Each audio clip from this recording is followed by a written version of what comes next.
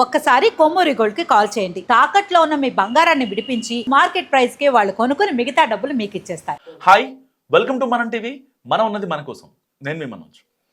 సంక్రాంతి కానుకకు తెలంగాణ నుంచి పర్టికులర్గా హైదరాబాద్ నుంచి ఏపీలోని చాలా జిల్లాలకు వెళ్తూ ఉంటారు.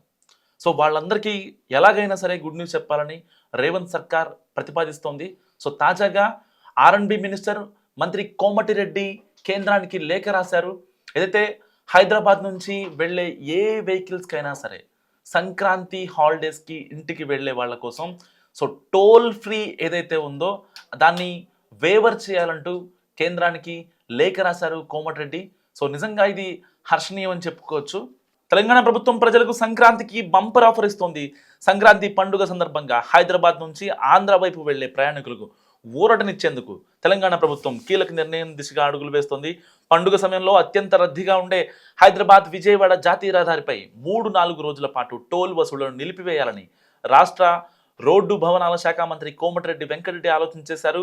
హైదరాబాద్ నుంచి విజయవాడ వెళ్లే వాహనాలకు జనవరి 9 నుంచి 14వ తేదీ వరకు, అలాగే విజయవాడ నుంచి హైదరాబాద్ తిరిగి వచ్చే వాహనాలకు జనవరి 16 నుంచి జనవరి 18వ తేదీల్లో టోల్ మినహాయింపు ఇవ్వాలని కేంద్ర మంత్రి నితిన్ గడ్కరీకి, NHAIకు, నేషనల్ హైవే అథారిటీస్ ఆఫ్ ఇండియాకు కూడా లేఖ రాశారు మంత్రి కోమటిరెడ్డి వెంకటరెడ్డి.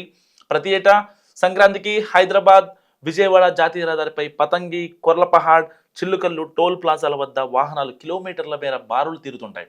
ఫాస్టాగ్ ఉన్నప్పటికీ లక్షల సంఖ్యలో వాహనాలు రావడంతో గంటల తరబడి నిరీక్షించాల్సి వస్తోంది. ప్రస్తుతం ఈ హైవేపై ఫ్లైఓవర్లు, అండర్ పాస్లు విస్తరణ పనులు జరుగుతుండటంతో ట్రాఫిక్ సమస్య మరింత తీవ్రమయ్యే అవకాశం ఉంది.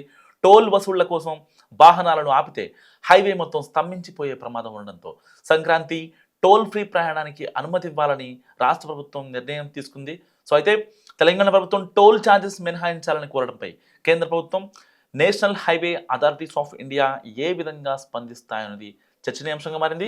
నిజంగా టోల్ ఫ్రీ ఇస్తే బాగుంటుందా, టోల్ ఫ్రీ ఇవ్వకపోతే బాగుంటుందా? మీరేమనుకుంటున్నారు? మస్ట్ కామెంట్ చేయండి. చూస్తూనే ఉండండి మనం టీవీ.